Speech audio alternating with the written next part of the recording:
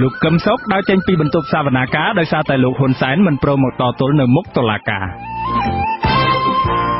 กรมองการสังคมสิเวลจะตูดออยสลาวโตปะได้แซดซากรมปดอนตีโตเนสไรเทปวันนี้ปูรอดปีเนี้ยในสรกจอมซ่านขัดแต่วิเฮียบันสลับโดยซาลุงตึกจำนวนคณะกรรมการกรุกรองครูมหันตรายขัดกำปดอมพิวนิวเอาประเจปูรอดบังการการปรองประหยัดคณะสถานพิษตึกจำนวนบันลางดอลกำรัดประกาศอาสันรวมหนึ่งปอดเมียนเซนเตียด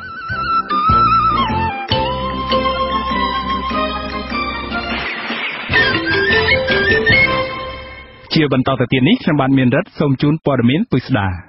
ตุลาการกรองพนมปิงกรุงนึงประกาศสาครอมการในลูกกำซกจิมวยนึงลูกนิยรอนมันตรายหนสายในดามขายใจหาข้างหมกนี้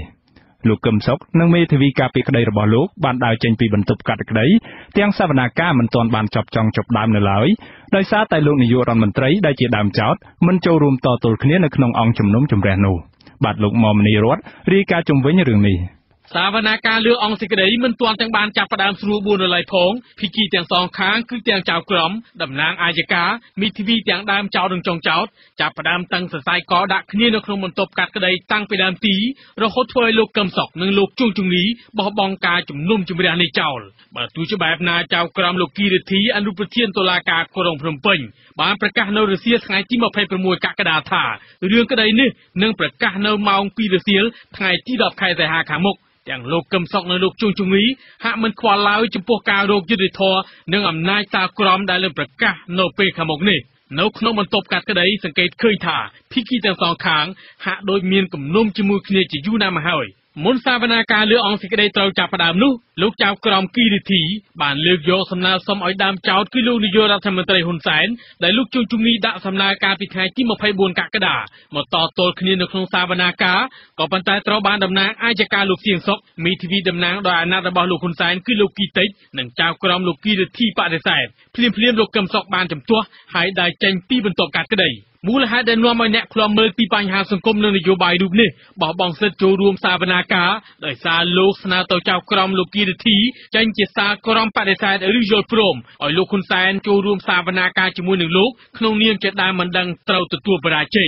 นกเป็นลูกกำศอกตรบานชมานปนธนีเกียนอมเต่าขนมบรรทุบโรงจำตามการสนาปีเจ้ากรอมอ้อยนกขังกราวบรรทุบสาวนาการมันอยู่เป็นมันเลยลูกจุงนี้ก็บานได้จันที่บรรทุบจมนุ่มจมเรียได้การบอกบองเสจูรวมสาวนาการแต่ลูกกำซอกนลูกจุงนี้บานบังคอมจะได้ลูกกีติสนาเต่าเจ้ากรอมจันเป็นเชื่อชมานปนธนีเกียนอมครูลูกกำซอกโจสาวนาการเป็นเพลียมตัวฉลายหรือมันฉลายแต่ตรเมียนวัตเมียนขนมองสาวนาการลูกกำซอกบัตุเจตราบังคำจัดอังกุยเตียงตื้อตัวนกขังมุกรงวงกระจอซะลูกบานโยกระดาได้เมียนขนมใดระบลูกยกตะเจียแต่งสองขางบังห้าติกาบังบังโจรวมสาวนาการให้อังกุยทั่วให้สอบปีสาวนาการมันตวนบานดำนาการอะไรพงปริยาการนกขนมมันตบกัดกระไดการได้ตานตั้งเต้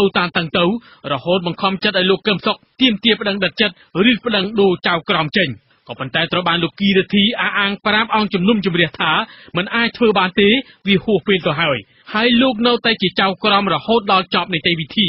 ก็ปัญจัยปัญหานี้ตรบานลูกจุงงีจำตัวมีทีวีรูปเนี่ยอ่างท้าการประดังดูเจ้ากรอมนี่เธอเป็นนากบานได้เนาเป็นนาสาวนาการเลืออ่างสกัดมันต้วนจอบในไหลนูลูกเกิมซอกตรบานดำนางอาญาการในตุลากากรมพนมเป็นลูกเสียงศกจอดประกันตามมันดังมีทีวีดำนางโดยอนาตบอลลูกคนแสนคือลูกกีติรุ่ยลูกพิสัตจีเจ้ากรอมเสือฟูจันเดกาคุมคล้วนเนปอนธนีเกียร์ปริซอกาปิหาจีดับรำปีไข่กมเพะฉลามปีปอนดับรำปีนกขนมมันตบจำนุ่มจมเรียการตีรัสเซียสไงที่มาเพย์ประมวยกักกระดาลูกจุงนี้บานจิมตัวถ่าตุลากาบานประสิทธิ์หนึ่งเกียรติสังกัดโกนกระไดระบอกคล้วนให้เหมือนสนับการบ่มพลื้ระบอกลูกเติมบังคอมจัดไอ้ลูกบอกบองสาวนาการในเจ้า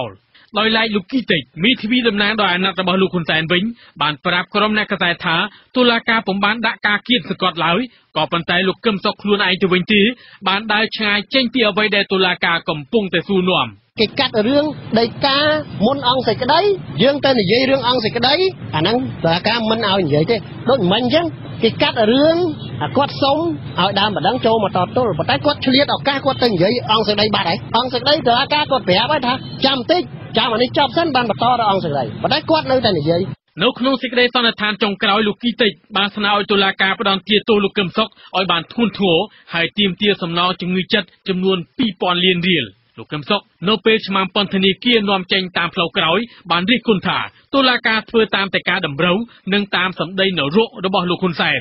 ខ្ញុំមកមនីរតអាស៊ីសេរីភ្នំពេញលោកនាងកញ្ញាប្រិយមិត្តអ្នកស្ដាប់ជាទីមេត្រីសមាគមសម្ព័ន្ធនិស្សិតបញ្ញវន្តខ្មែរដាក់លិខិតជូនទីស្តីការគណៈរដ្ឋមន្ត្រីកាលពីថ្ងៃទី26ខែកក្កដាម្សិលមិញដើម្បីស្នើសុំដាក់រូបសំណាកលោកបណ្ឌិតកែមលីនៅម្ដុំការ៉ាសាំងកាល់តិចក្បែរស្តុបបូកូជាទីដែលលោកបណ្ឌិតកែមលីត្រូវបានឃាតករបាញ់សម្លាប់ករណីស្នើសុំនេះត្រូវបានទីស្តីការគណៈរដ្ឋមន្ត្រីឆ្លើយតបថាទីតាំងដីនោះមិនស្ថិតនៅក្រោមសមត្ថកិច្ចរបស់ខ្លួនឡើយបាទលោកថាកិច្ចចារីកាព័ត៌មាននេះការដាក់សំណើនេះក្រោយពីក្រមយុវជនមើលឃើញថាលោកហ៊ុនសែនមួយរយៈចុងក្រោយនេះបានសម្ដែងទឹកចិត្តឈឺឆ្អាលជួយប្រាក់ដល់គ្រួសារបណ្ឌិតកែមលីក្នុងការកសាងចេតិយជាដើមម្ចាស់បណ្ណាល័យកែមលីនឹងតំណាងឲ្យសមាគមនិស្សិតបញ្ញវន្តខ្មែរយុវជនគង់រាយានិយាយថាការស្នើសុំដីមួយដុំនៅការ៉ាសាំងកាល់តិចក្បែរស្តុបបូកូកែងផ្លូវព្រះមុនីវង្សនិងផ្លូវម៉ៅសេតុងដើម្បីដាក់រូបសំណាកលោកបណ្ឌិតកែមលីនេះគឺក្នុងបំណងសម្រាប់ឲ្យកូនខ្មែរចំនួនក្រោយបានស្គាល់និងចងចាំបណ្ឌិតកែមលីជារៀងរហូតយុវជនគង់រាយាបន្តថាប្រជាពលរដ្ឋខ្មែរភាគច្រើនចង់ឃើញវត្តមានរូបតំណាងលោកបណ្ឌិតកែមលីក្នុងរាជធានីភ្នំពេញដូច្នេះពួកគេសង្ឃឹមថាប្រសិនបើរដ្ឋាភិបាលពិតជាផ្ដល់ប្រាក់$60,000ដល់គ្រួសារលោកបណ្ឌិតកែមលីប្រកបដោយទឹកចិត្តល្អបរិសុទ្ធមែននោះប្រកាសជាទទួលយកនៅសំណើរបស់ពួកគេនឹងឆ្លើយតបជាវិជ្ជមានអញ្ចឹងបើសិនជាគាត់ផ្ដល់លុយ$60,000ទៅដល់គ្រួសារសពលោកបណ្ឌិតកែមលីហ្នឹងគឺជាទឹកចិត្តជាក់ស្ដែងរបស់គាត់ប្រកាសឥឡូវញ៉ាត់បានដាក់ទៅខាងគាត់ហើយអញ្ចឹងនាយករដ្ឋមន្ត្រីគាត់គួរតែយល់ព្រមអនុញ្ញាតឲ្យមានការសាងសង់រូបសំណាកទី2តាក់ទងជាមួយនឹងយុទ្ធធម៌បើសិនជាការផ្ដល់លុយនឹងចេញពីទឹកចិត្តពីបេះដូងរបស់គាត់អាណិតស្រឡាញ់ទៅដល់ក្រុមគ្រួសារក៏ដូចជាវិញ្ញាណក្ខន្ធរបស់លោកបណ្ឌិតកែមលីគាត់ប្រកាសណាស់ថានឹងរកយុទ្ធធម៌ពិតប្រាកដមួយជូនដល់វិញ្ញាណក្ខន្ធក៏ដូចជាភរិយានិងក្រុមគ្រួសារសញ្ញារបស់លោកបណ្ឌិតកែមលីដែរការដាក់សំណើនេះដំបូងឡើយយុវជនបានយកលិខិតនោះទៅដាក់នៅគុតកាល័យលោកនាយករដ្ឋមន្ត្រីហ៊ុនសែនប៉ុន្តែត្រូវបានបដិសេធដោយមន្ត្រីទីនោះប្រាប់ឲ្យទៅដាក់នៅទីស្តីការគណៈរដ្ឋមន្ត្រីវិញព្រោះគុតកាល័យនាយករដ្ឋមន្ត្រីមិនទទួលយកសំណើជាអារម្មណ៍នោះទេគឺទទួលយកតែសំណើករណីជាក់ស្ដែងរីឯអ្នកនាំពាក្យទីស្តីការគណៈរដ្ឋមន្ត្រីលោកផៃស៊ីផានឆ្លើយតបថាទីតាំងដីនៅម្ដុំទីតាំងគិតកម្មនោះគឺស្ថិតក្រោមសមត្ថកិច្ចរបស់សាលាក្រុងនិងការ៉ាសាំងកាល់តិចដូច្នេះទីស្តីការគណៈរដ្ឋមន្ត្រីពុំមានសិទ្ធិឆ្លើយជំនួសបានទេតាមតែសមត្ថកិច្ចយើងអត់មានសមត្ថកិច្ចណាទៅឆ្លើយជំនួសសាលាក្រុងគឺពេលស្ថិតនៅឥឡូវនេះស្ថិតនៅក្នុងក្រសួងក្រមអាណត្តិច្បាប់របស់ក្រសួងមហាផ្ទៃរីឯដីរបស់សាលាកន្លែងហាងកៅតិចហ្នឹងគឺជារបស់ឯកជនប្រសាទទោះជាយ៉ាងណាក្រុមយុវជនអះអាងថាតាមពិតសំណើដាក់រូបសំណាករបស់លោកបណ្ឌិតកែមលីនៅការ៉ាសាំងកាល់តិចឬទីតាំងផ្សេងក្នុងរាជធានីភ្នំពេញក្រុមលោកធ្លាប់បានដាក់លិខិតទៅក្រសួងមហាផ្ទៃម្ដងរួចហើយក៏ប៉ុន្តែក្រសួងថាមិនពាក់ព័ន្ធហើយឲ្យស្នើទៅសាលារាជធានីភ្នំពេញពួកគេអះអាងថាលុះដាក់លិខិតស្នើទៅសាលារាជធានីភ្នំពេញក៏ត្រូវបដិសេធទៀតនិងមិនបង្ហាញអំពីមូលហេតុទៀតផងជាថ្មីម្ដងទៀតអ្នកនាំពាក្យសាលារាជធានីភ្នំពេញលោកមេតមាសភក្តីថ្លែងថាលោកមិនអាចរៀបរាប់លម្អិតបានទេគណៈយុវជនដាក់សំណើនេះទៅទីស្តីការគណៈរដ្ឋមន្ត្រីក៏ប៉ុន្តែលោកអះអាងថាប្រសិនបើករណីនេះខាងសាលាក្រុងធ្លាប់ឆ្លើយតបម្ដងរួចហើយនោះដូច្នេះចម្លើយលើកក្រោយគឺមិនខុសគ្នាទេខ្ញុំអត់ចាំករណីធ្លាប់ដាក់នឹងដែរតែបើសិនជាលោកថាធ្លាប់មានការដាក់ចូលហើយនឹងជួយការសម្រាប់របស់ឆ្លើយពីនេះហើយអញ្ចឹងមានតែដូចតែអ្វីដែលយើងធ្លាប់ឆ្លើយតបអញ្ចឹងណាក្រោយពីពិធីបុណ្យខួប1ឆ្នាំនៃការបាញ់សម្លាប់បណ្ឌិតកែមលីនោះកាលពីថ្ងៃទី15ខែកក្កដាលោកនាយករដ្ឋមន្ត្រីហ៊ុនសែនបានផ្ដល់ប្រាក់$10,000ជូនប្អូនប្រុសលោកកែមលីគឺលោកកែមរិទ្ធិសិទ្ធដើម្បីទូទាត់ថ្លៃចំណាយពេលបុណ្យនិងក្រោយមកលោកហ៊ុនសែនបានផ្ដល់ប្រាក់$50,000បន្ថែមទៀតដើម្បីជួយថ្លៃកសាងចេតិយយុវជនគង់រាយាយល់ថាការជួយជាទឹកប្រាក់គឺមិនសំខាន់ឡើយអ្វីដែលសំខាន់នោះគឺការជួយស្វែងរកយុត្តិធម៌ពិតប្រាកដហើយប្រសិនបើពុំមានយុត្តិធម៌ពិតប្រាកដទេគឺការជួយជាទឹកប្រាក់នោះពុំមានតម្លៃឡើយពលគឺគ្រាន់តែជាការលួងលោមចិត្តគ្រួសារសពនិងប្រជាពលរដ្ឋខ្មែរប៉ុណ្ណោះដោយឡែកអ្នកវិភាគនិងជាអ្នកឃ្លាំមើលផ្នែកអភិវឌ្ឍសង្គមលោកបណ្ឌិតមាសនេះយល់ថាប្រសិនបើមើលទៅលើទំហំនៃការគ្រប់គ្រងកិត្តិយសរបស់លោកបណ្ឌិតកែមលីហើយប្រៀបធៀបជាមួយអ្នកដែលស្លាប់មុននោះរដ្ឋាភិបាលគួរតែផ្ដល់ឱកាសឲ្យដាក់រូបសំណាករបស់លោកបណ្ឌិតកែមលីដើម្បីឲ្យប្រជាពលរដ្ឋអស់ចិត្តខ្លះខណៈដែលយុត្តិធម៌នៅមិនទាន់មានពេញលេញនៅឡើយ พูดไปที่รัฐบาลเยอะขึ้นนะแต่ได้คนไทยจากเราออกจากเรามีจากเราชนะมีจิตในมวยในการชุดชุนสมรู้ต่อเพื่อนสังคมนั้นก็มาสังคมนั้นมีชื่อประกาศประกาศให้ผู้จะจำเป็นหายว่ะបណ្ឌិតកែមលីត្រូវបានឃាតករបាញ់សម្លាប់កាលពីថ្ងៃទី10ខែកក្កដាឆ្នាំ2016បើទោះបីជាពេលនេះរដ្ឋាភិបាលបង្ហាញទឹកចិត្តអាណិតដល់គ្រួសារលោកបណ្ឌិតកែមលីក្តីក៏ប៉ុន្តែកន្លងមករដ្ឋាភិបាលហាក់ដូចជាតឹងតែងសម្បំណាស់ក្នុងការអនុញ្ញាតឲ្យប្រជាពលរដ្ឋរៀបចំពិធីបុណ្យសពរបស់លោកបណ្ឌិតកែមលីក្នុងឱកាសបុណ្យខួប1ឆ្នាំរបស់លោកបណ្ឌិតកែមលីថ្មីៗនេះគ្រាន់តែមន្ត្រីអង្គការសង្គមស៊ីវិលចំនួន4នាក់ចូលទៅគោរពវិញ្ញាណក្ខន្ធបណ្ឌិតកែមលីនៅហាងស្តាម៉ាត់ការ៉ាសាំងកាល់តិចដោយដាក់កម្រងផ្កានិងរូបថតនោះក៏ត្រូវបានកម្លាំងអាជ្ញាធររដ្ឋាភិបាលចូលទៅរំខាននិងមិនអោយធ្វើដែរខ្ញុំថាកិត្យាអាស៊ីសេរីភ្នំពេញលោកនាងជាទីមេត្រីអង្គការសង្គមស៊ីវិលជាតិនិងអន្តរជាតិ30អំពាវនាវយ៉ាងទទូចដល់សាឡាវតូឲ្យបដិសេធសារក្រមផ្ដន្ទាទោសអ្នកស្រីទេវ៉ានីនិងដោះលែងសកម្មជនដីធ្លីរូបនេះឲ្យមានសេរីភាពឡើងវិញការអំពាវនាវនេះធ្វើឡើងតាមរយៈសេចក្តីថ្លែងការណ៍រួមមួយចេញផ្សាយកាលពីថ្ងៃពុធទី26ខែកក្កដាម្សិលមិញនេះគណៈសាឡាវតូគ្រងនឹងបើកសវនាការលើបណ្ដឹងរបស់អ្នកស្រីទេវ៉ានីប្រឆាំងនឹងសារក្រមរបស់តុលាការក្រុងភ្នំពេញនៅព្រឹកថ្ងៃទី27ខែកក្កដានេះក្រុមអង្គការសង្គមស៊ីវិលបានចាត់ទុកថាការផ្ដន្ទាទោសអ្នកស្រីទេវ៉ានីជុំវិញរឿងហិង្សាដោយចេតនាក្បែរផ្ទះលោកនាយករដ្ឋមន្ត្រីគឺជាការផ្ដន្ទាទោសដោយអយុត្តិធម៌ហើយថាការឃុំខ្លួនរបស់អ្នកស្រីអស់រយៈពេលជិត1ឆ្នាំកន្លងមកនេះគឺជាការបំបិទសម្លេងអ្នកការពារសិទ្ធិមនុស្សដែលហ៊ានរិះគន់មិនសំចៃមាត់នៅកម្ពុជាមុនការបោះឆ្នោតថ្នាក់ជាតិឆ្នាំ2018ចូលមកដល់ក្រុមអង្គការសង្គមស៊ីវិលបញ្ជាក់ថាការតវ៉ាដោយសន្តិវិធីនិងសេរីភាពបញ្ចេញមតិមិនមែនជាបទល្មើសនោះទេហើយអ្នកការពារសិទ្ធិមនុស្សក៏មិនគួរត្រូវបានដាក់ទោសដោយសារតែការអនុវត្តសិទ្ធិសេរីភាពជាមូលដ្ឋានដោយសន្តិវិធីនោះដែរក្រុមអង្គការសង្គមស៊ីវិលសង្ឃឹមថាសាឡាវតូនឹងប្រើប្រាស់ឯករាជ្យភាពរបស់ខ្លួនដើម្បីស្វែងរកយុត្តិធម៌ជូនអ្នកស្រីទេវ៉ានីហើយពួកគេក៏សង្ឃឹមដែរថាអាជ្ញាធរកម្ពុជានឹងបញ្ឈប់ការធ្វើទុកបុកម្នេញតាមផ្លូវច្បាប់លើសកម្មជនមួយរូបនេះ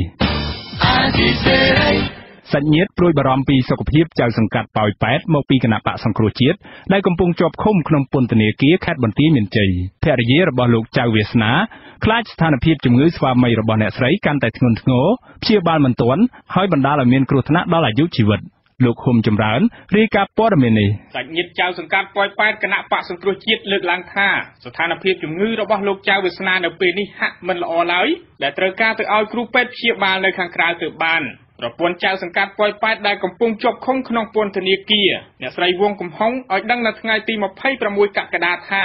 អ្នកស្រីតែងតែទៅជួបលោកចៅវាសនារៀងរាល់មួយសប្តាហ៍ម្ដងហើយនាពេលថ្មីនេះលោកប្រាប់អ្នកស្រីថាលោកដេកមិនសូវលក់ហើយគ្មានកម្លាំងកំហែងនឹងត្រូវការទៅព្យាបាលជំងឺនៅខាងក្រៅពន្ធនាគារអ្នកស្រីអះអាងថាស្វាមីរបស់អ្នកស្រីអស់កម្លាំងដោយសារមានជំងឺថ្លើមដែលត្រូវចេញទៅព្យាបាលនៅខាងក្រៅព្រោះនៅក្នុងពន្ធនាគារគ្មានថ្នាំព្យាបាលនោះទេគឺក្នុងខ្លួនសោះយើងហ្មងបានក៏ស្នើសុំបើក៏ធម្មតាជាងក៏ទ្រាំបានយើងអត់សុំទេกันនិយាយចឹងណាតែពេលក៏អត់ស្រួលសោះអញ្ចឹងស្នើសុំឲ្យកាត់ទៅទៅអ៊ីចឹងទៅឲ្យគេដឹងថាយើងនឹងទីណាដាក់ថ្នាំអ៊ីឲ្យត្រូវអញ្ចឹងកុំឲ្យថាថ្នាំនឹងទៅត្រូវរៀបដល់ក្នុងខ្លួនគាត់នឹងទៀតនិយាយចឹងព្រោះថាខ្ញុំព្រួយអារម្មណ៍ទៅរឿងនឹងទៅឆ្លើយតបនឹងបញ្ហានេះប្រធានពន្ធនាគារខេត្តបន្ទាយមានជ័យលោកអ៊ុំស៊ីផានមានប្រសាសន៍ថាសុខភាពរបស់លោកចៅវាសនារឹងមាំល្អហើយលេងកីឡាបានជារៀងរាល់ថ្ងៃគឺពុំមានជំងឺអ្វីធ្ងន់ធ្ងរដែលត្រូវទៅព្យាបាលនៅខាងក្រៅនោះទេ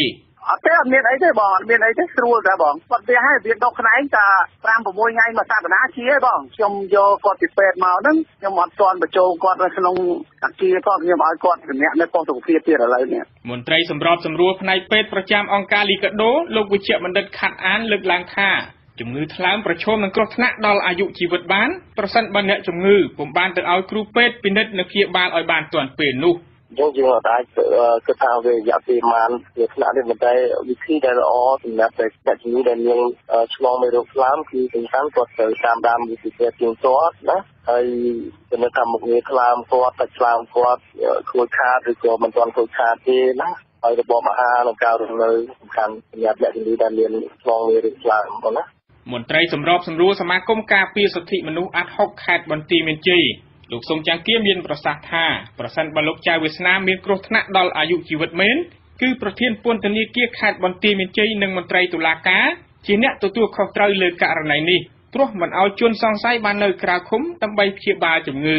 ចៅសង្កាត់ប៉ោយប៉ែតដែលទើបជាប់ឆ្នោតថ្មីដើមកំណើតខ្មែរក្រោមរូបនេះចាប់តាំងពីជាប់ឆ្នោតមកស្ថិតក្នុងពន្ធនាគាររហូតដោយពុំមានឱកាសបានទៅបំពេញតួនាទីជូនម្ចាស់ឆ្នោតនៅឡើយទេចៅក្រមស៊ើបសួរនៃសាលាដំបងខេត្តបន្ទាយមានជ័យសម្រាប់ឃុំខ្លួនលោកចៅវាសនានៅពន្ធនាគារខេត្តបន្ទាយមានជ័យកាលពីថ្ងៃទី16កុម្ភៈគឺនៅមុនការបោះឆ្នោតឃុំសង្កាត់កាលពីថ្ងៃទី4មិថុនាឆ្នាំ2017ដោយចោទប្រកាន់ពីបទញុះញង់ឲ្យប្រើអំពើហិង្សាមានស្ថានទម្ងន់ទោសដែលប្រព្រឹត្តទៅនៅមុខស្នាក់ការគយនិងរដ្ឋកោក្រុងប៉ោយប៉ែតកាលពីខែឧសភាឆ្នាំ2015កាលពីថ្ងៃទី25ឧសភាឆ្នាំ2015ក្រុមកម្មករអូរ៉ូតេសប្រមាណ150នាក់ធ្វើបាតកម្មទាមទារឲ្យមន្ត្រីគយប្រចាំច្រកទ្វារព្រំដែនអន្តរជាតិប៉ោយប៉ែតបញ្ឈប់ការយកពន្ធខ្ពស់ហួសហេតុលើការដឹកទំនិញចេញចូលតាមរទេះរុញបន្តទៀតការតវ៉ានេះបង្កឲ្យមានការប៉ះទង្គិចគ្នាដោយហិង្សារវាងក្រុមកម្មករអូរ៉ូតេសនិងកម្លាំងសមត្ថកិច្ចបណ្ដាលឲ្យខូចខាតរថយន្តរបស់គយនិងរដ្ឋកោក្រុងប៉ោយប៉ែតចំនួន7គ្រឿងព្រមទាំងកញ្ចក់របងទ្វារបង្អួចនៃស្នាក់ការគយខូចខាតមួយចំនួនទៀតការតវ៉ាបង្កហិង្សាដាក់គ្នានេះដោយសារពួកគេឃើញសមត្ថកិច្ចចាប់តំណាងក្រុមអ្នកតវ៉ាវាយធ្វើទារុណកម្មហើយពួកគាត់ខឹងក៏ផ្ទុះហិង្សាដាក់គ្នាតែម្ដង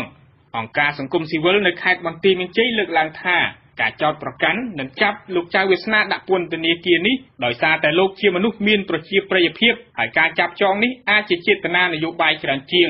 ខ្ញុំបាទហ៊ុំចម្រើនអាស៊ីសេរីពីខេត្តបាត់ដំបងចាលោកនាងកញ្ញាកំពុងស្ដាប់ការផ្សាយរបស់វិទ្យុអាស៊ីសេរីដែលផ្សាយចេញពីរដ្ឋធានី Washington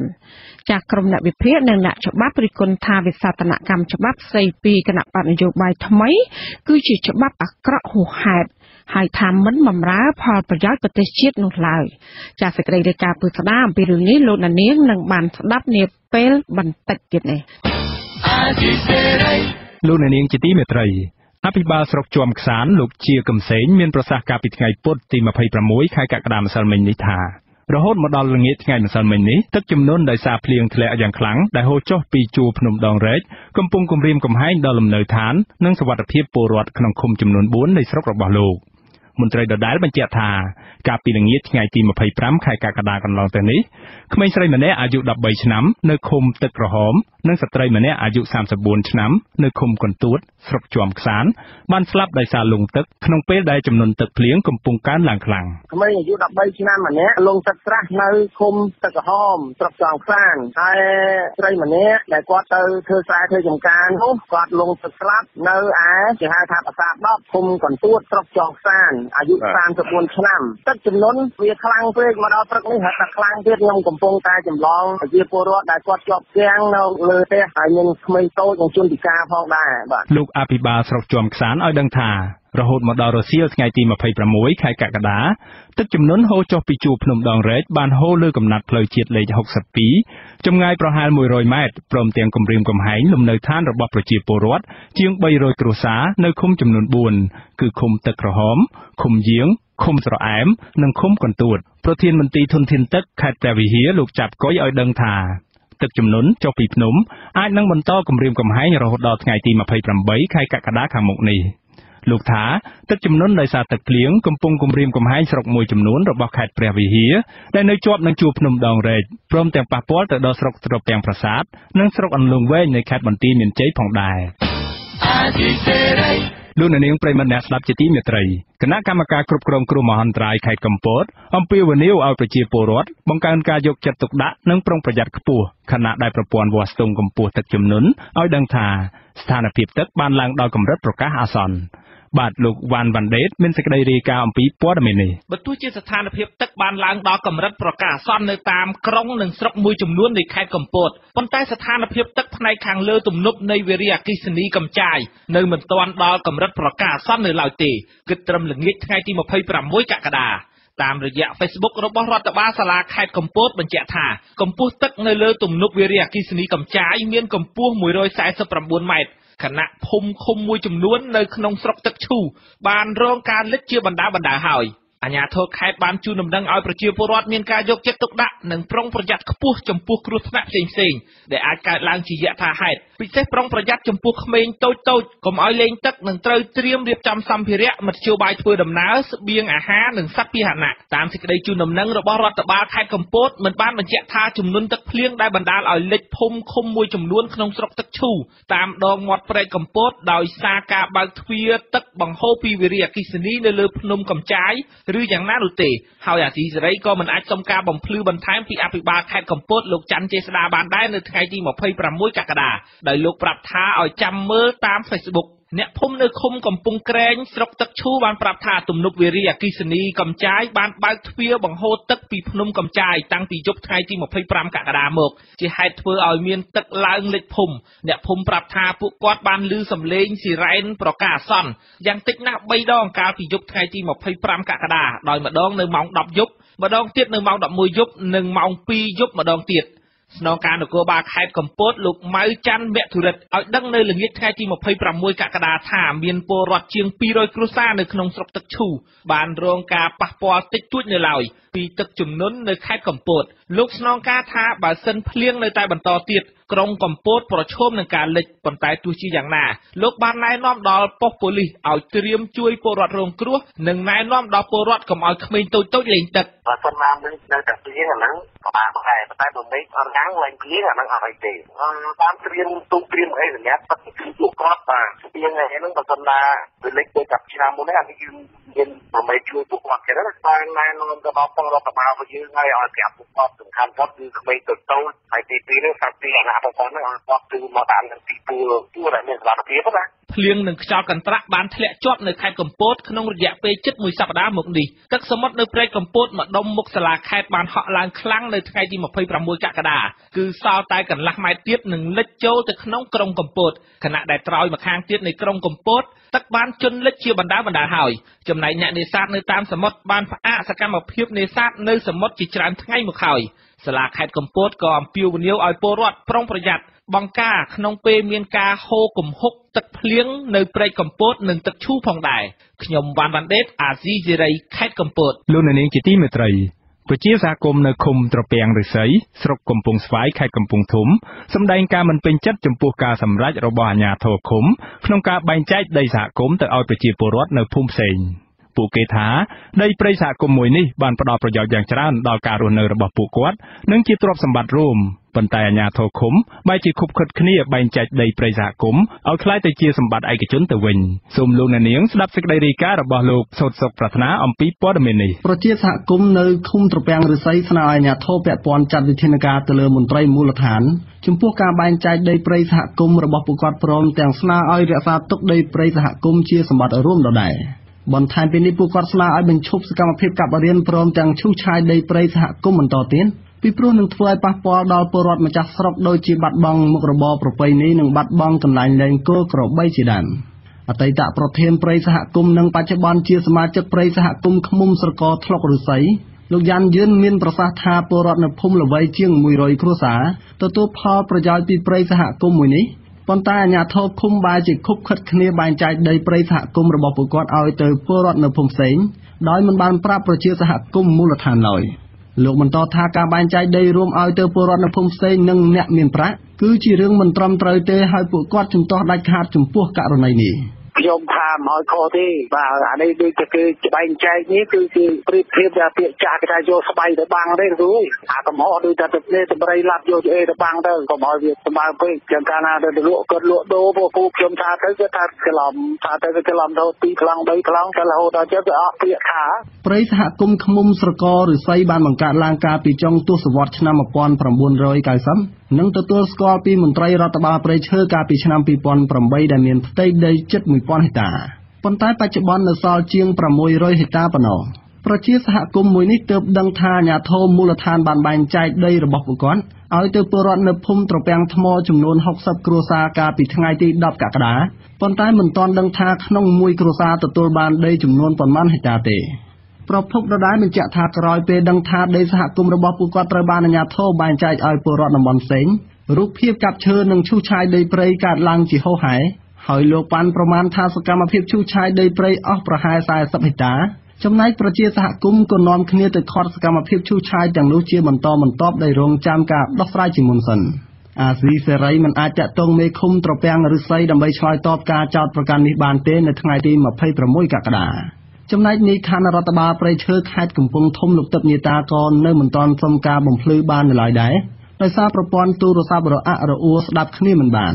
ទោះបីជាយ៉ាងនេះក្តីប្រជាពលរដ្ឋកំពុងប្រមូលស្នាមមេដៃដាក់ពាក្យប្តឹងអាជ្ញាធរនិងឈ្មួញមួយចំនួនចំពោះការបែងចែកព្រមទាំងឈូសឆាយដីសហគមន៍ពីព្រោះពួកគាត់យល់ថាការបែងចែកដីជូនពលរដ្ឋតំបន់ផ្សេងនោះអាចគ្រាន់តែជាលេសលុកដីឲ្យឈ្មួញតែប៉ុណ្ណោះមន្ត្រីសម្របសម្រួលស្ដីទីអង្គការលីកាដូខេត្តកំពង់ធំលោកឈុំរុនដែលបានចុះតាមដានករណីនេះ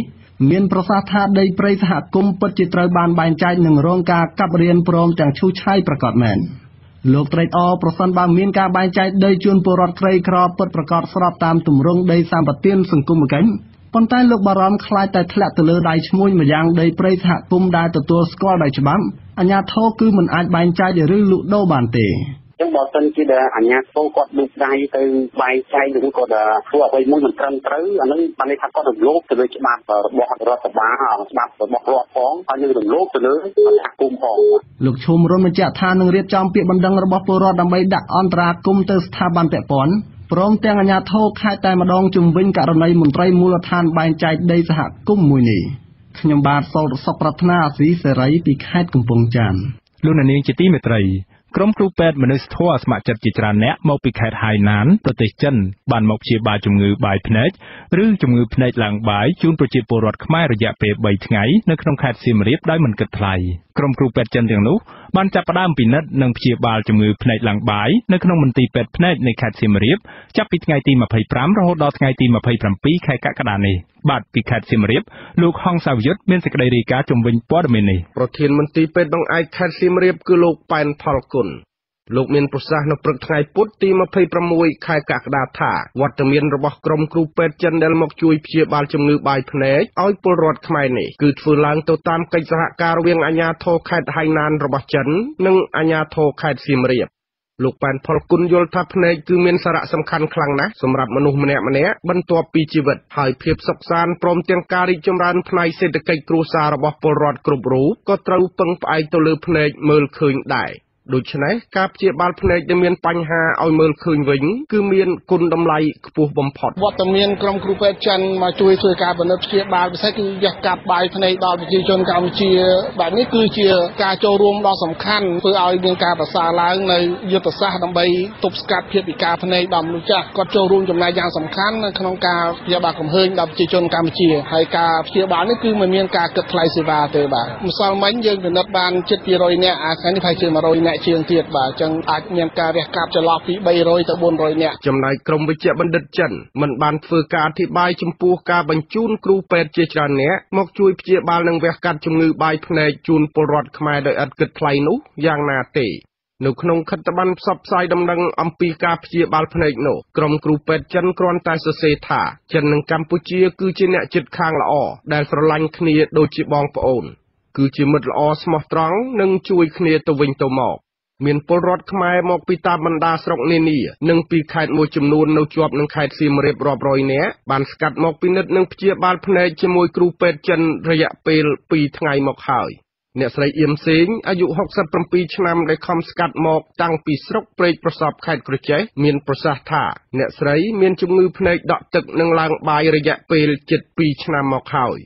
អ្នកស្រីខំស្កាត់ដើម្បីឲ្យគ្រូពេទ្យចិនជួយព្យាបាលភ្នែកដោយរំពឹងថាវានឹងធ្វើឲ្យភ្នែករបស់គាត់អាចមើលអ្វីៗឃើញច្បាស់ឡើងវិញវាចេះស្វាំងអមោះដល់ខាងស្ដាំហើយទៅវាព្រិលហ្មងព្រិលមើលអត់ឃើញមើលទៅស្វាំងដូចយើងស្អីបាំងអញ្ចឹងមើលគេអត់ស្គាល់ទេបាទនេះដូចមិនចុះអាប់បាទដើរទៅប្រប៉ពើប៉ះដុំក្រួយខ្លាចដួលហ្នឹងអាវាដើរទៅវាងឹតទៅវាស្វាំងមកប្រជុំថាជេហ្នឹងវាល្ងឹតពេកវាពិបាកពេកហ្នឹងបានខំមកឲ្យថាមើលជេហ្នឹងនេះជាលើកទី2ហើយដែលក្រុមគ្រូពេទ្យចិនខេត្តហៃណានបានមកព្យាបាលជំងឺបាយភ្នែកជូនពលរដ្ឋខ្មែរកាលពីឆ្នាំ2016ក្រុមគ្រូពេទ្យចិននេះធ្លាប់មកព្យាបាលជំងឺបាយភ្នែកជូនពលរដ្ឋខ្មែរដោយឥតគិតថ្លៃនៅខេត្តសៀមរាបនិងខេត្តកំពង់ចាមដោយជួយវះកាត់ជំងឺបាយភ្នែកដោយជោគជ័យជូនពលរដ្ឋខ្មែរចំនួនជាង300នាក់ របាយការណ៍សហគមន៍សុខភាពភ្នែកឲ្យដឹងថាបច្ចុប្បន្ននេះពលរដ្ឋកម្ពុជាប្រមាណជាង 28,000 នាក់គឺមានបញ្ហាសុខភាពភ្នែកក្នុងមួយឆ្នាំដោយសារតែផ្ទាំងកញ្ចក់របស់កែវភ្នែកចុះខ្សោយក្នុងចំណោមពលរដ្ឋខ្មែរដែលមានវ័យចំណាស់ចាប់ពីអាយុ60ឆ្នាំឡើងទៅប្រមាណ2លាននាក់គឺមានបញ្ហាជំងឺភ្នែកប្រមាណ 60% ដែលត្រូវការព្យាបាលចាំបាច់ពីក្រុមវេជ្ជបណ្ឌិតជំនាញ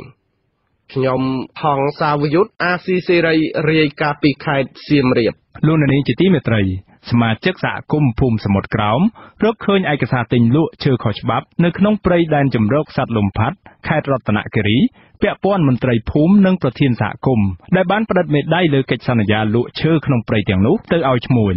ចំណែកមន្ត្រីភូមិទទួលស្គាល់ថាការលក់ឈើនៅក្នុងព្រៃគឺមានការព្រមព្រៀងពីពលរដ្ឋនៅក្នុងភូមិគ្រប់គ្រួសារ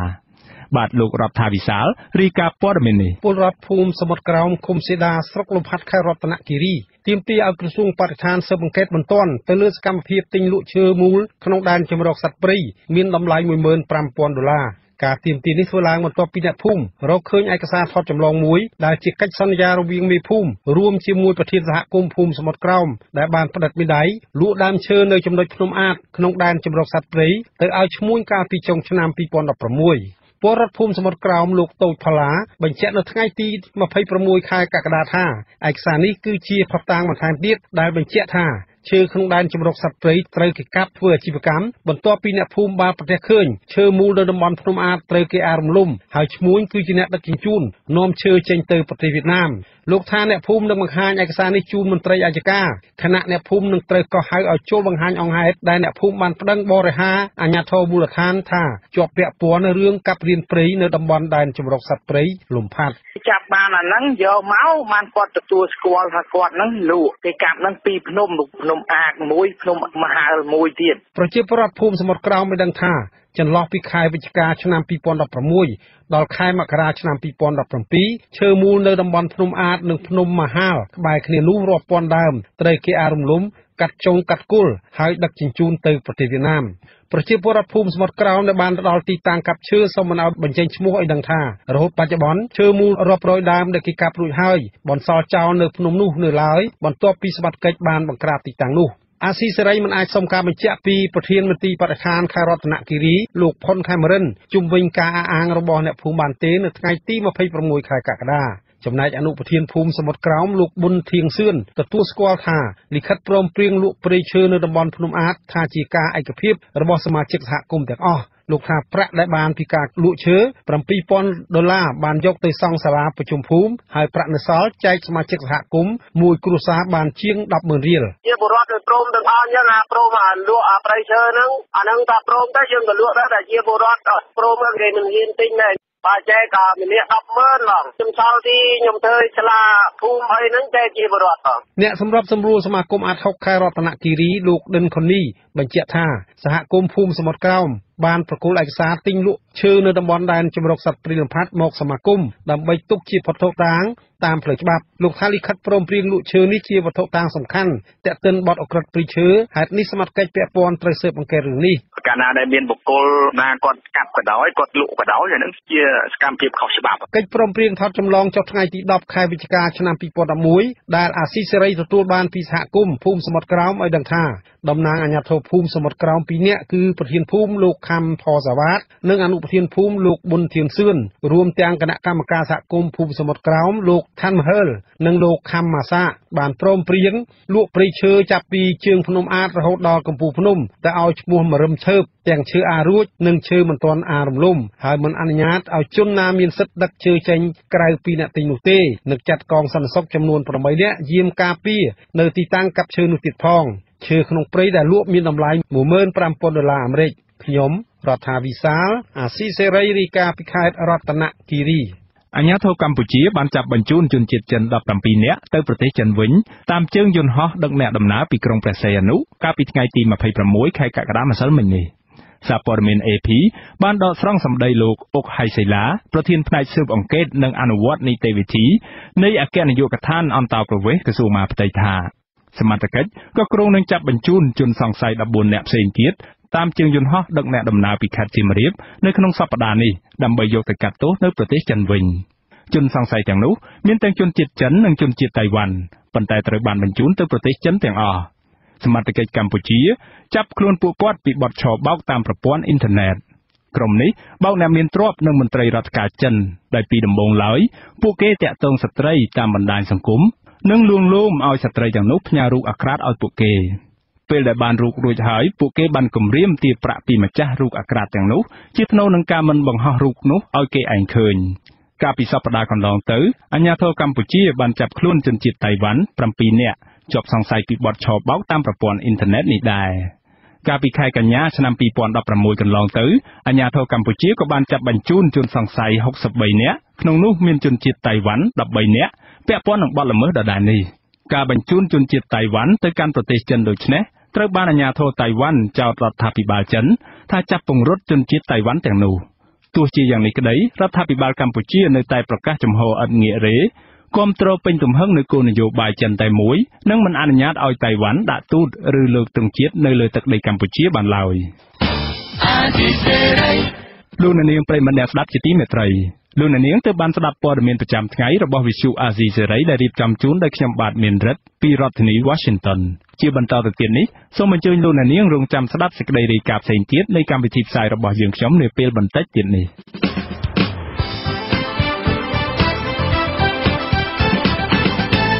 ចាលោកនាងកញ្ញាអ្នកស្ដាប់ជាទីមេត្រីនៅក្នុងការផ្សាយជាបន្តទៅទៀតនេះយើងខ្ញុំមានសេចក្តីរាយការណ៍ពិស្ដារផ្ដោតអំពីចាអ្នកច្បាប់និងអ្នកវិភាគលើកឡើងថាសេចក្តីស្នើវិសោធនកម្មច្បាប់គណៈបកនយោបាយថ្មីធ្វើឡើងដើម្បីរឹតបន្តឹងសិទ្ធិសេរីភាពគណៈបកប្រឆាំងជនជាតិដើមភាគតិច11អំបូរពីសហគមន៍ផ្សេងៗគ្នាបដិញ្ញាជួយសហគមន៍រងផលប៉ះពាល់ដោយសារទំនប់វារីអគ្គិសនីសេសានក្រោម2ហើយនៅចុងកម្មវិធីលោកអ្នកនឹងបានស្ដាប់ព័ត៌មានបញ្ចប់សូមអញ្ជើញលោកនាងកញ្ញាស្ដាប់ការផ្សាយរបស់យើងខ្ញុំដោយមេត្រី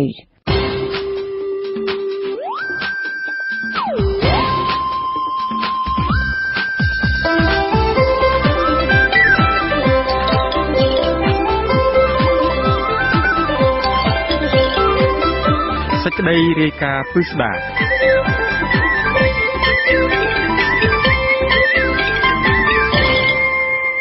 ចាលោកនាងជាទីមេត្រីសេចក្តីស្នើវិសោធនកម្មច្បាប់គណៈបកនយោបាយថ្មីដល់ជំរងចម្រាស់ដែលក្រុមប្រឹក្សាធម្មនុញ្ញទទួលស្គាល់ជាផ្លូវការហើយនោះត្រូវបានអ្នកវិភាគមើលឃើញថាក្រុមប្រឹក្សាធម្មនុញ្ញរងសម្ពាធផ្នែកនយោបាយដោយទទួលស្គាល់ច្បាប់នេះគ្មានកែប្រែអ្វីឡើយអ្នកច្បាប់មើលឃើញថាច្បាប់នេះគឺជាច្បាប់ដែលមិនបម្រើដល់ប្រយោជន៍ប្រទេសជាតិនិងជាច្បាប់អាក្រក់ហួសហេតុប៉ុន្តែបែរជាសមាជិករដ្ឋសភាព្រឹទ្ធសភានៃគណៈបកកណ្ដាលអំណាចនិងក្រុមប្រឹក្សាធម្មនុញ្ញនៅតែទទួលស្គាល់និងបិទផ្លូវតវ៉ាចាលោកទីនសាការីយ៉ាមានសេចក្តីរាយការណ៍ពិស្ដារជុំវិញព័ត៌មាននេះសេចក្តីស្នើវិសោធនកម្មច្បាប់ស្តីពីគណៈបកនយោបាយថ្មីគឺជាច្បាប់មួយដែលអ្នកវិភាគលើកឡើងថាជាច្បាប់មានចរិតនយោបាយនិងធ្វើឲ្យប៉ះពាល់ដល់គ្រប់គណៈបកនយោបាយនិងអភិបាលកិច្ចដែលមិនឆ្លុះបញ្ចាំងច្បាប់មួយសម្រាប់អនុវត្តនៅក្នុងសង្គមប្រជាធិបតេយ្យនោះឡើយសេចក្តីស្នើច្បាប់ស្តីពីគណៈបកនយោបាយថ្មីដល់ចម្រុងចម្រាស់ត្រូវបានក្រុមប្រឹក្សាធម្មនុញ្ញទទួលស្គាល់ជាផ្លូវការនិងបិទផ្លូវតវ៉ាកាលពីថ្ងៃទី25កក្កដានៅស្របពេលក្រុមប្រឹក្សាធម្មនុញ្ញទទួលស្គាល់ច្បាប់នេះគណៈបកប្រឆាំងវិញក៏បើកកិច្ចប្រជុំថ្នាក់ដឹកនាំមកពីគ្រប់ខេត្តក្រុងដើម្បីសម្រេចដល់រូបលោកសំរងស៊ីអតីតប្រធានគណៈបកសង្គ្រោះជាតិឈរចាប់ដៃគ្នាលើកឡើងលើជាមួយលោកកម្មសខានោះចេញពីស្លាកគណៈបកនិងដាក់ចំនួនមកវិញនៅពាក្យស្លោកថារួមគ្នាសង្គ្រោះជាតិយើងសេចក្តីស្នើច្បាប់ស្តីពីគណៈបកនយោបាយថ្មីទោះបីជាប៉ះពាល់ដល់គ្រប់គណៈបកនយោបាយក្តីក៏ប៉ុន្តែនៅក្នុងបរិបទបច្ចុប្បន្ននេះគេមើលឃើញពីចេតនារបស់គណៈបកកណ្ដាលអំណាចគៀបសង្កត់និងធ្វើបាបបកប្រឆាំងពីព្រោះថានៅក្នុងឆ្នាំ2017តំណាងរាស្ត្រគណៈបកប្រជាជនកម្ពុជាបានធ្វើវិសោធនកម្មច្បាប់នេះដល់ឯកបកចំនួន2ដងគឺលើកទី1កែប្រែមិនឲ្យទុនដិតមានសិទ្ធិធ្វើជាប្រធានគណៈបកនិងលើកទី2តំណាងរាស្ត្រគណៈបកកណ្ដាលអំណាចបានធ្វើវិសោធនកម្មដល់ឯកបកជាថ្មីម្ដងទៀតមិនឲ្យមានរូបថតទុនដិតនៅលើស្លាកគណៈបកនយោបាយជាដើមបើសិនជាគណៈបកនយោបាយណាមួយមិនគោរពតាមច្បាប់នេះតុលាការនឹងរំលាយគណៈបកនោះចោលតែម្ដងក្រៅពីនេះទៀតសេចក្តីស្នើច្បាប់ស្តីពីគណៈបកនយោបាយដែលត្រូវបានក្រុមប្រឹក្សាធម្មនុញ្ញទទួលស្គាល់ ទាំងពីរលើកដោយគ្មានការជំទាស់ឬកែប្រែខ្លឹមសារណាមួយនោះនៅស្របពេលព្រះមហាក្សត្រយាងចេញទៅក្រៅប្រទេសដើម្បីពិនិត្យព្រះរាជសុខភាពដោយទុកឲ្យប្រមុខរដ្ឋស្ដីទីគឺលោកសាយឈុំនិងជាប្រធានព្រឹទ្ធសភាចុះលេខាលើព្រះរាជក្រមប្រកាសឲ្យប្រើប្រាស់ជាធរមានអ្នកជំនាញខាងវិទ្យាសាស្ត្រនយោបាយនិងអភិបាលកិច្ចលោកបណ្ឌិតច័ន្ទវិបុលមានប្រសាសន៍ថាក្រមរក្សាធម្មនុញ្ញទទួលស្គាល់ច្បាប់នេះម្ដងជាពីរដងនោះគឺក្រមរក្សាធម្មនុញ្ញស្ថិតនៅក្រោមសម្ពាធអ្នកនយោបាយក្រមសាររដ្ឋធម្មនុញ្ញលោកហាក់ដូចជាប្រហែលជាលោក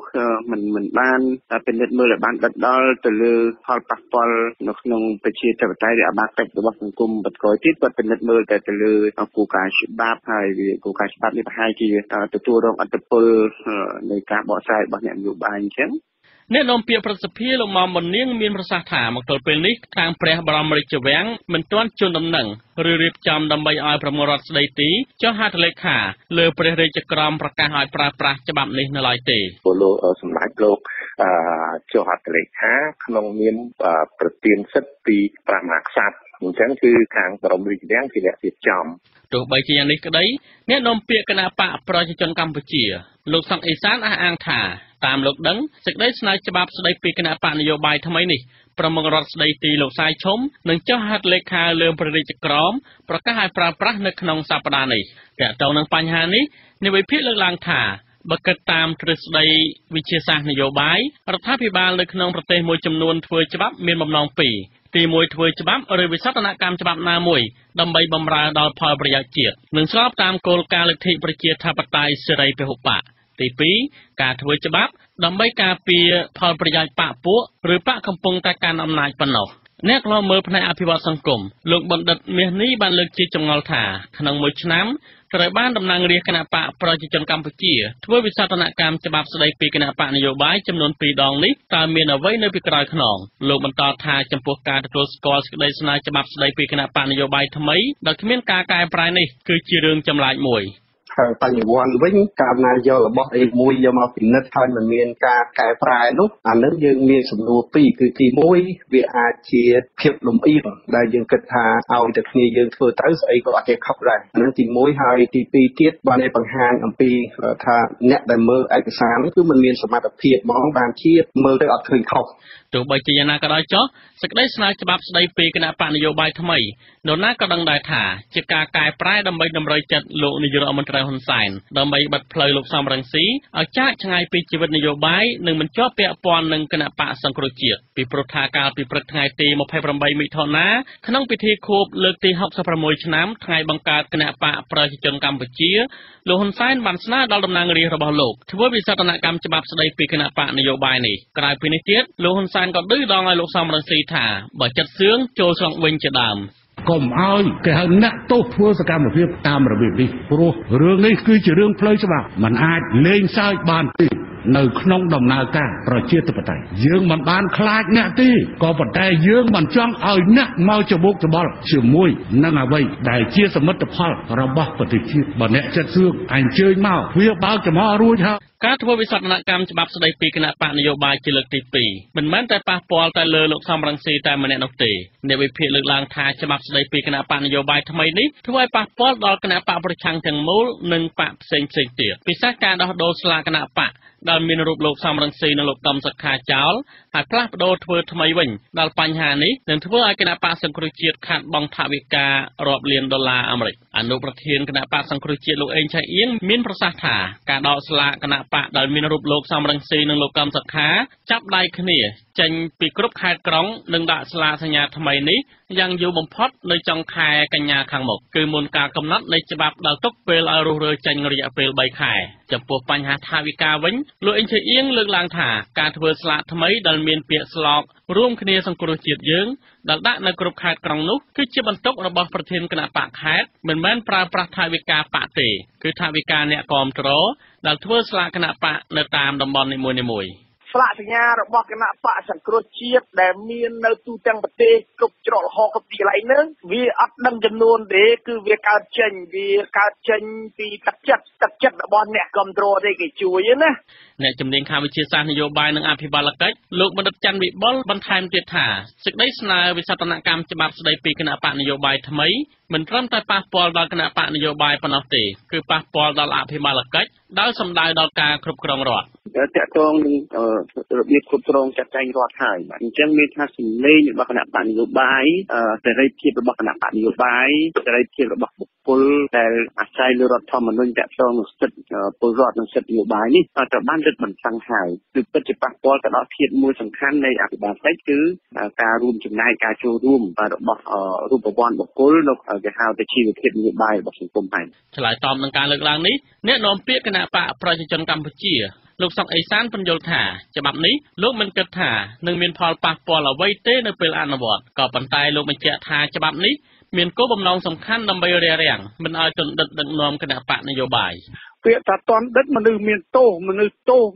ដែលវាអត់សិទ្ធិពលរដ្ឋទៅហើយនិយាយរួមនោះវានៅតែសិទ្ធិស៊ីបាយឯងសិទ្ធិនិយាយស្ដីក្នុងគុកតែប៉ុណ្្នឹងទេទោះបីជាយ៉ាងនេះក្តីអ្នកច្បាប់មួយចំនួនចាត់ទុកច្បាប់នេះថាជាច្បាប់អាក្រក់ហួសហេតុនិងផ្ទុយពីរដ្ឋធម្មនុញ្ញនិងកតិកាសញ្ញាអន្តរជាតិស្តីពីសិទ្ធិពលរដ្ឋនិងនយោបាយរដ្ឋធម្មនុញ្ញមាត្រា31ចែងថាព្រះរាជាណាចក្រកម្ពុជាទទួលស្គាល់និងគោរពសិទ្ធិមនុស្សដោយមានចែងនៅក្នុងធម្មនុញ្ញអង្គការសហប្រជាជាតិសេចក្តីប្រកាសជាសកលស្តីពីសិទ្ធិមនុស្សនិងកតិកាសញ្ញាព្រមទាំងអនុសញ្ញាទាំងឡាយទាក់ទងទៅនឹងសិទ្ធិមនុស្សសិទ្ធិនារីនិងសិទ្ធិកុមារឯមាត្រា35ចែងថាប្រជាពលរដ្ឋខ្មែរទាំងពីរភេទមានសិទ្ធិចូលរួមយ៉ាងសកម្មក្នុងជីវភាពនយោបាយសេដ្ឋកិច្ចសង្គមគិច្ចនិងវប្បធម៌របស់ប្រទេសជាតិចំពោះគណៈបកប្រឆាំងវិញចាត់ទុកច្បាប់នេះថាផ្ទុយពីគោលការណ៍ប្រជាធិបតេយ្យសេរីពហុបកនិងធ្វើឲ្យជាតិខ្មែរបែកបាក់ព្រមទាំងមានចរិតនយោបាយគៀបសង្កត់លើសិទ្ធិបុគ្គលនិងគណៈបកនយោបាយដែលអាចធ្វើឲ្យការបោះឆ្នោតជាតិខាងមុខមិនសេរីមិនយុត្តិធម៌ជាពិសេសនឹងដើរផ្ទុយពី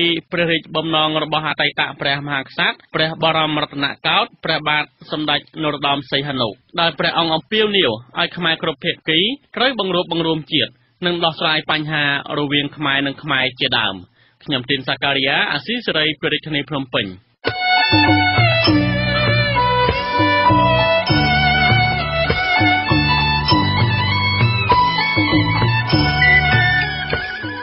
ចាលោកអ្នកស្ដាប់ជាទីមេត្រីជនជាតិដើមភាគតិច11អំបូរមកពីខេត្តចំនួន7បានបដិញ្ញាចិត្តរួមគ្នាជួយសហគមន៍រងគ្រោះដោយសារទំនប់វារីអគ្គិសនីសេសានក្រោម2នៅខេត្តស្ទឹងត្រែងនៅគ្រាដែលក្រុមហ៊ុនកំពុងប្រតិបត្តិការបិទទឹកសាកល្បងរយៈពេលជាង10ថ្ងៃមកនេះចាពួកគាត់សន្យាថានឹងសាមគ្គីគ្នាក្នុងនាមជាជនជាតិដើមភាគតិចដូចគ្នាប្រឆាំងការបណ្តេញចេញពីភូមិកំណើតដែលពួកគាត់ចាត់ទុកថា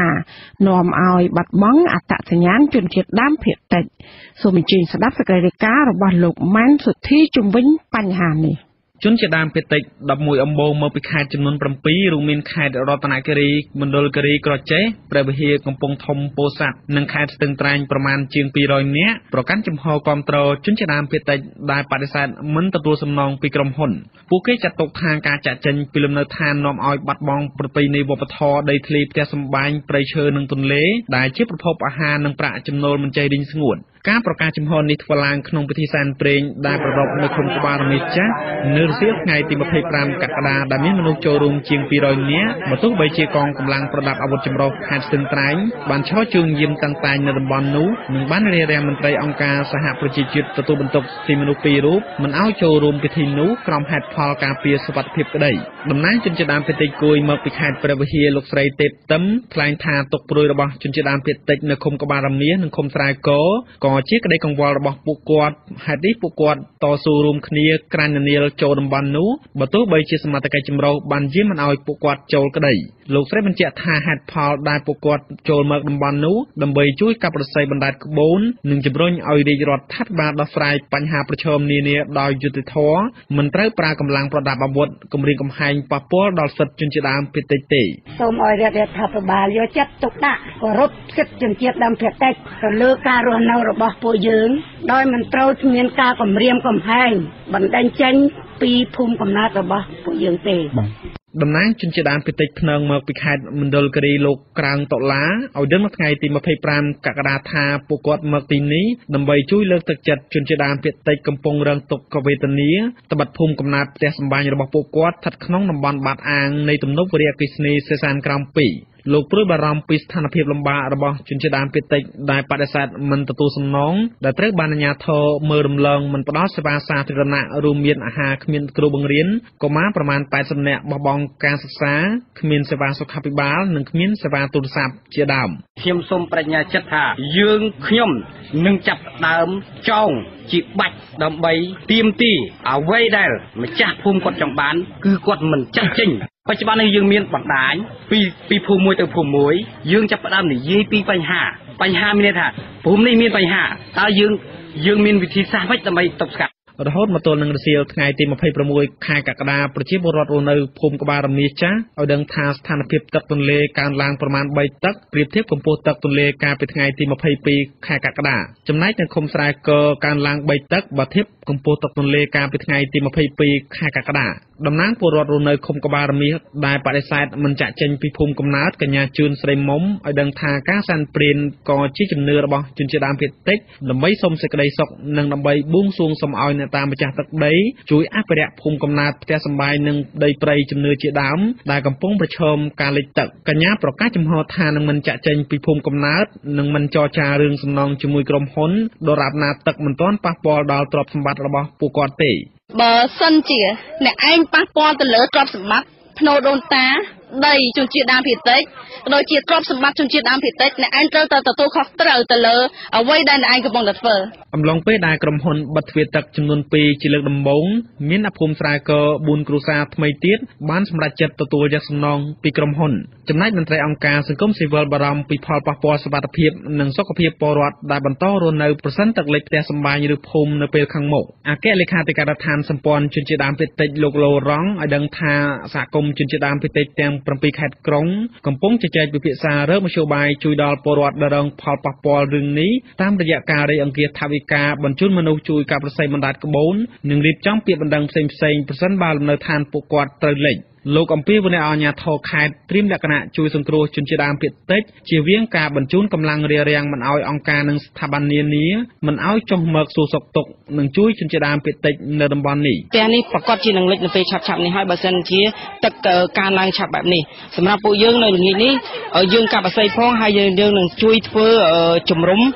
បោះតង់ឲ្យគាត់ផងនេះជាជំរឿននិងជាតម្រូវការផងគាត់មិនទាន់ពេលនេះគិតត្រឹមថ្ងៃទី25 កក្កដាក្រុមហ៊ុនសាងសង់ទំនប់វារីអគ្គិសនីសេសានក្រោម 2 នៅខេត្តស្ទឹងត្រែងបានបិទទ្វារទឹកសាកល្បង 12 ថ្ងៃហើយដើម្បីអនុវត្តគម្រោងផលិតថាមពលអគ្គិសនីរហូតមកទល់ពេលនេះកម្ពស់ទឹកកើនឡើង 68 ម៉ែត្រនៅការដ្ឋានសាងសង់វារីអគ្គិសនីនិងកើនឡើង 69 ម៉ែត្រនៅឃុំស្រែកធៀបរយៈកម្ពស់នីវ៉ូទឹកសមុទ្រតំណាងក្រុមហ៊ុនអះអាងថាទឹកនឹងពន្លិចភូមិពលរដ្ឋនៅឃុំស្រែកនិងក្បាលរមៀសចាស់ប្រសិនបើបិទទ្វារទឹកទាំងស្រុងតំណាងក្រុមហ៊ុនសាងសង់ទំនប់វារីអគ្គិសនីសេសានក្រោម 2 លោកអ៊ុំរ៉េតឲ្យដឹងនៅថ្ងៃទី26 កក្កដាថាបច្ចុប្បន្នក្រុមហ៊ុនកំពុងប្រតិបត្តិការបិទទ្វារទឹកសាកល្បងបាន 8 ទ្វារទឹកហើយមន្ត្រីបច្ចេកទេសកំពុងរងចាំមើលអាកាសធាតុព្រោះបច្ចុប្បន្នទឹកចំនួនកំពុងកើនឡើងពីខ្សែទឹកខាងលើ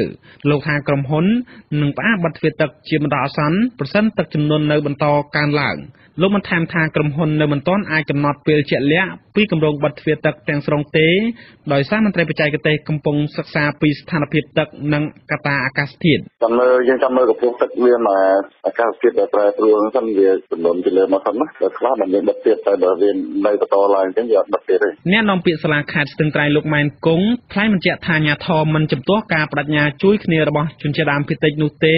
បើការជួយនោះមិនប៉ះពាល់ដល់សណ្ដាប់ធ្នាប់សង្គមនិងប៉ះពាល់ដល់បរិយាកាសនៃការខំប្រឹងប្រែងដោះស្រាយផលប៉ះពាល់របស់អាជ្ញាធរមូលដ្ឋាននិងសមត្ថកិច្ចដែលកំពុងជួយអន្តរាគមន៍សង្គ្រោះពលរដ្ឋនៅតំបន់នោះលោកអះអាងថាតំបន់នោះជាតំបន់គ្រោះថ្នាក់ហើយអាជ្ញាធរបានបញ្ជូនកម្លាំងអន្តរាគមន៍សង្គ្រោះពលរដ្ឋនិងមិនអនុញ្ញាតឲ្យពលរដ្ឋមកពីតំបន់ផ្សេងចូលនោះទេព្រោះអាចប៉ះពាល់ដល់សុវត្ថិភាពគណៈក្រុមហ៊ុនកំពុងដំណើរការបិទទ្វារទឹកលោកអំពីវណ្ណឲ្យជនជាតិដើមភាគតិចមកពីតំបន់ផ្សេងកុំចូលទៅទីតាំងដែលអាជ្ញាធរហាមឃាត់ដោយសារតំបន់នោះមានហានិភ័យខ្ពស់ត្បិតក្រុមការងារខេត្តកំពុងអន្តរាគមន៍ចាំសង្គ្រោះពលរដ្ឋនៅតំបន់នោះមិនមានន័យថាគាត់ជួយហ្នឹងគាត់ប្រមូលកម្លាំងចូលទៅធ្វើសកម្មភាពដង្ហែក្បួនដង្ហែអីនៅក្នុងហ្នឹងតាមវាកាន់តែធ្វើឲ្យមានការស្មុគស្មាញនិងបរិយាកាសនៅការ នៃការងារនៅកន្លែងហ្នឹងវាមិនល្អទេខ្ញុំសូមពៀវឲ្យបងប្អូនជាពលរដ្ឋទីតាំងពិសេសមកពីតំបន់ផ្សេងសូមកុំចូលទៅដល់ទីតាំងរបស់នោះទៀតហើយចូលទៅគឺអាចបង្កឲ្យមានហានិភ័យច្រើនទៀតទៅដល់ក្រុមការងារកំពុងអន្តរាគមន៍នោះទេនោះក្រុមហ៊ុនបានសាងសង់ទំនប់វារីអគ្គិសនីសេសានក្រោម2ចិត្តរួចរាល់ហើយនឹងបើកឲ្យដំណើរការទូប៊ីនទី1នៅពេលឆាប់ៗនេះក៏ប៉ុន្តែពលរដ្ឋរស់នៅឃុំស្រែកចំនួន120គ្រួសារនិងឃុំក្បាលរមៀចំនួន58គ្រួសារមិនទាន់យល់ព្រមទទួលសំណងនិងមិនទាន់ចាក់ចេញពីភូមិចាស់ទៅតាំងទីលំនៅថ្មីនៅឡើយទេខ្ញុំម៉ែនសុធីអាស៊ីសេរីពីឃុំក្បាលរមៀស្រុកសេសានខេត្តស្ទឹងត្រែង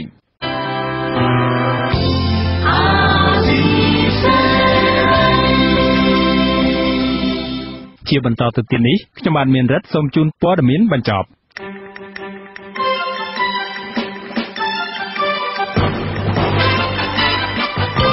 តុលាការក្រុងភ្នំពេញក្រុងនឹងប្រកាសសារក្រមករណីលោកកឹមសុខជាមួយនឹងលោកនាយករដ្ឋមន្ត្រីហ៊ុនសែននៅដើមខែសីហាខាងមុខនេះលោកកឹមសុខនិងមេធាវីការពារក្តីរបស់លោកបានដើរចេញពីបន្ទប់កាត់ក្តីទាំងសវនកម្មមិនទាន់បានចប់ដើមនៅឡើយដោយសារតែលោកនាយករដ្ឋមន្ត្រីដែលជាដើមចោទមិនចូលរួមតទល់គ្នានៅក្នុងអង្គជំនុំជម្រះនោះគណៈកម្មការគ្រប់គ្រងគ្រោះមហន្តរាយខេត្តកំពតអំពាវនាវឲ្យប្រជាពលរដ្ឋបង្កើនការយកចិត្តទុកដាក់និងប្រុងប្រយ័ត្នខ្ពស់ខណៈដែលប្រព័ន្ធវាស់ស្ទង់កម្ពស់ទឹកជំនន់ឲ្យដឹងថាស្ថានភាពទឹកបានឡើងដល់កម្រិតប្រកាសអាសន្នសមាគមសម្ព័ន្ធនិស្សិតបញ្ញវន្តខ្មែរដាក់លិខិតជូនទីស្តីការគណៈរដ្ឋមន្ត្រីកាលពីថ្ងៃទី26ខែកក្កដាម្សិលមិញដើម្បីស្នើសុំដាក់រូបសំណាកលោកបណ្ឌិតកែមលីនៅម្ដុំការ៉ាសាំងកាល់តិចក្បែរស្តុបបូកូជាទីដែលលោកបណ្ឌិតកែមលីត្រូវបានឃាតករបាញ់សម្លាប់ករណីស្នើសុំនេះត្រូវបានទីស្តីការគណៈរដ្ឋមន្ត្រីឆ្លើយតបថាទីតាំងដីនោះមិនស្ថិតនៅក្រោមសមត្ថកិច្ចរបស់ខ្លួនឡើយប្រជាសហគមន៍នៅឃុំត្រពាំងឫស្សីស្រុកកំពង់ស្វាយខេត្តកំពង់ធំសម្ដែងការមិនពេញចិត្តចំពោះការសម្រេចរបស់អាជ្ញាធរឃុំក្នុងការបែងចែកដីសហគមន៍ទៅឲ្យប្រជាពលរដ្ឋនៅភូមិផ្សេងពួកគេថាដីព្រៃសហគមន៍មួយនេះបានផ្ដល់ប្រយោជន៍យ៉ាងច្រើនដល់ការរស់នៅរបស់ពួកគាត់និងជាទ្រព្យសម្បត្តិរួមប៉ុន្តែអាជ្ញាធរឃុំបែរជាខុបខិតគ្នាបែងចែកដីព្រៃសហគមន៍ឲ្យក្លាយទៅជាសម្បត្តិឯកជនទៅវិញអាជ្ញាធរកម្ពុជាបានចាប់បញ្ជូនជនជាតិចិន17នាក់ទៅប្រទេសចិនវិញតាមជើងយន្តហោះដឹកអ្នកដំណើរពីក្រុងព្រះសីហនុកាលពីថ្ងៃទី26ខែកក្កដាម្សិលមិញនេះសារព័ត៌មាន AP បានដកស្រង់សម្ដីលោកអុកហៃសេឡាប្រធានផ្នែកស៊ើបអង្កេតនិងអនុវត្តនីតិវិធីនៃអគ្គនាយកដ្ឋានអន្តរប្រវេសន៍ក្រសួងមហាផ្ទៃថាសមត្ថកិច្ចក៏គ្រោងនឹងចាប់បញ្ជូនជនសង្ស័យ14នាក់ផ្សេងទៀតតាមជើងយន្តហោះដឹកអ្នកដំណើរពីខេត្តសៀមរាបនៅក្នុងសប្តាហ៍នេះដើម្បីយកទៅកាត់ទោសនៅប្រទេសចិនវិញ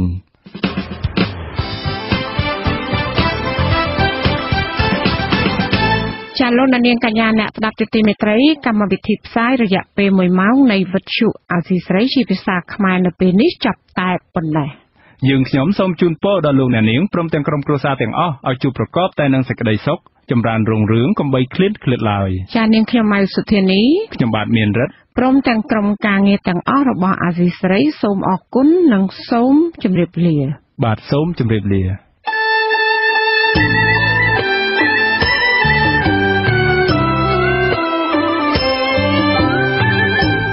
វិទ្យុអាស៊ីសេរីផ្សាយតាមរយៈរលកធាតុអាកាសខ្លីឬ Shortwave តាមកម្រិតនិងកម្ពស់ដូចតទៅនេះពេលព្រឹកចាប់ពីម៉ោង 5 កន្លះដល់ម៉ោង 6 កន្លះម៉ោងនៅកម្ពុជា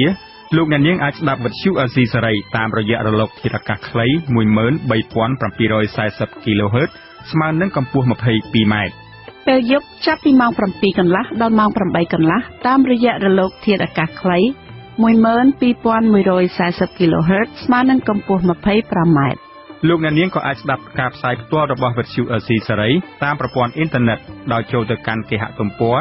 www.rfa.org/khmer ក្រៅពីនេះលោកអ្នកនាងក៏អាចអាននិងទស្សនាព័ត៌មានវិទ្យុអាស៊ីសេរីលើទូរស័ព្ទដៃរបស់លោកអ្នកផ្ទាល់សូមលោកអ្នកនាងចូលទៅកាន់បណ្ដាញសង្គម Facebook ដែលមានអាសយដ្ឋាន www.facebook.com/rfa.cambodia និង YouTube www.youtube.com/rfa.khmervideo